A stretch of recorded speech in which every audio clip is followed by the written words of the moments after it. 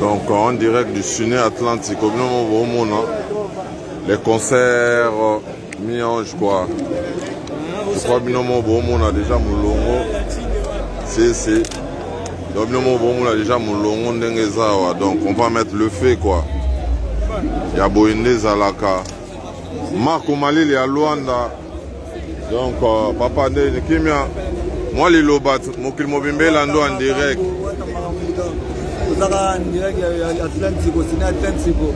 Watanabe la polo kakangi do ba oza otonda na kati dans zoa. Yoga ba minga schmite mo. El diablo. Tuzao. C'est. Vraiment.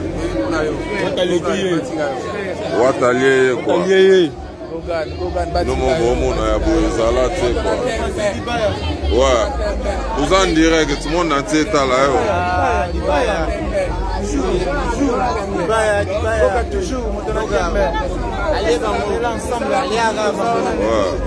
Malgré Moule, il y a qui n'a moi pour me calmer quand même.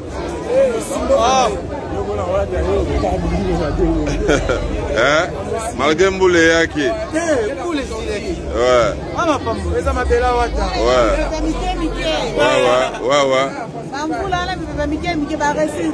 C'est.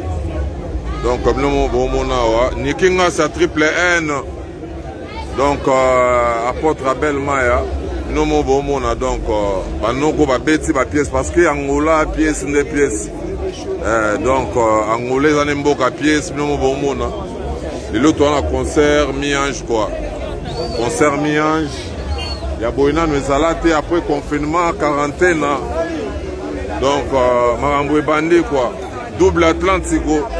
Marambo tout le monde a le roi de la forêt, double Zénith, double Atlantico, le roi de la forêt pas bêta.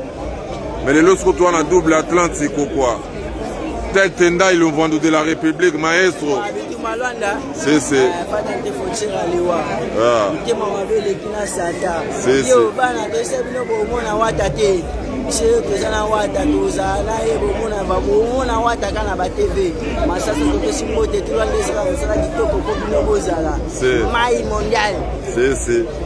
Donc, avocat par excellence, Maître Paul Djunga, dynamique Maître Paul Djunga, Guichel Chongo, les jeunes juristes, Sylvain BH, les patrons, TVza Radio, T Internet, TVza Radio, T Binomo Bomo, la Ciné Atlantico.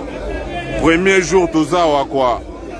Xavier Lopez dit Zamboka, Marco Malili à Luanda, Yomo Zomo na Maramboango, toi on a double Atlantico. Donc, les lots, tout ça, on a concert mi-ange. Dimanche, les 3, toi on a concert mi-démon, quoi. Nous avons une ambiance, tu as côté à la carte, TVza Radio, tu as eu un bakanga mon PPT, ils attendent El Diablo, quoi. Trésor Liolo le Boukanté, Trésor Mpoutou dans Lubumbashi, mon directeur Popol Pan de Patrick Baraka, le patron de Rivonia Club. C'est. Ouais. Watalier, quoi. C'est. Ouais. Donc, tout le temps, mon ambiance, ma play, nous les. C'est, ma play, nous les. Donc, fil indien. Malgré il y avait la pluie, donc, mais là, maintenant, on va démarrer, quoi. Malgré les bandas qui, mais c'est comme Marambozo Banda. Donc, les boss Malungoyi, je valide. Donc, tout ça, nous apôtre Abel et Maya très fort et puis très messique. Ben Willy, les Gabonais le plus dangereux. FCC Mobimba. Namuna Bodrick Matadi, Paolo Dos Santos, les guerriers. Donc, match bien, Bodrick Matadi, Alvej La Pulga. Donc, Binomo Bomona. Donc, Moussala toujours.